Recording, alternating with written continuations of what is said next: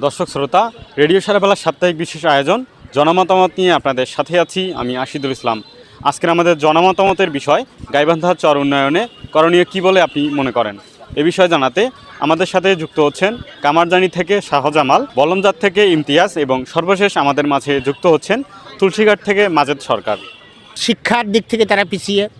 আজকে এক স্কুলে ভর্তি হলে পরের বছর দেখা যায় যে ওই জায়গাটা ভাঙি গেছে, আর এক স্কুলে যেতে হয়।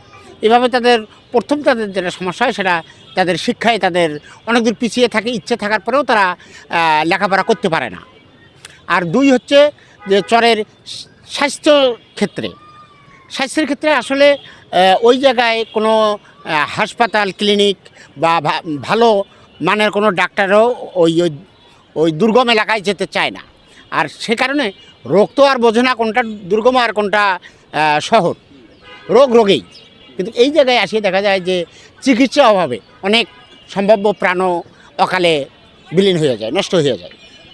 এই দিক থেকে চরের সবচেয়ে আমি বলবো যে শিক্ষা এবং চিকিৎসা এই দুটোই চরকে সব দিক থেকেই সবসময় পিছিয়ে রাখে। আর অর্থনৈতিক অবস্থার দিক থেকে আমি বলবো যে তারা যে খুব অসচ্ছল, এটাতে এই কথাটা আমি পুরোপুরি বলবো না।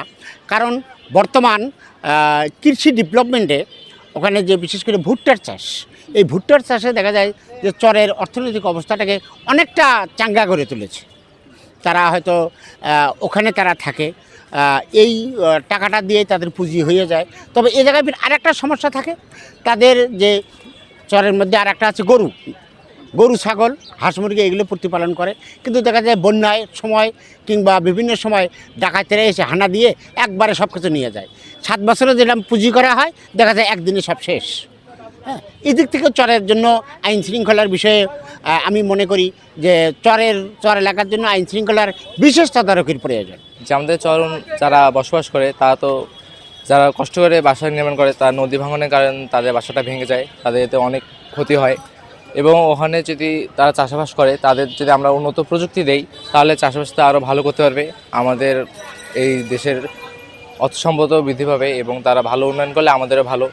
সেখানে যদি তাদের আমরা ছোটো স্বাস্থ্যকেন্দ্র দেই বা স্কুল কলেজ নির্মাণের কিছু ব্যবস্থা করি, তাহলে অবশ্য ওরা একটু শিক্ষিত হতে পারবে এবং তার উন্নতি করতে পারবে তাদের জন্য। যে চর যে এলাকাটা আছে ওটা তো অনেক পিছিয়ে আছে। এখানে যোগাযোগ ব্যবস্থাটা সবচেয়ে এটা হলো মেইন আর হচ্ছে শিক্ষা ব্যবস্থার দিক দিয়ে অনেক পিছিয়ে, সেটার উন্নয়ন করা উচিত।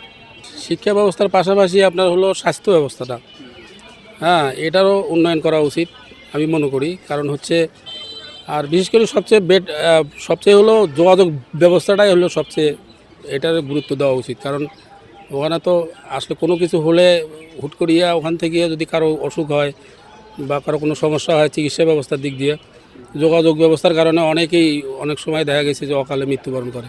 এটা অবশ্য আমার মনে হয় যে প্রশাসনকে এটা দেখা উচিত, বা যারা ঊর্ধ্বতন কর্মকর্তা আছে যারা এগুলো নিয়ে কাজ করে তাদেরকে এটা দেখা উচিত আমি মনে করি। এখানে নৌ ব্যবস্থা যদি উন্নয়ন করে, সরকার যদি উদ্যোগ নেয় এখানে তাহলে তো এটা সম্ভব।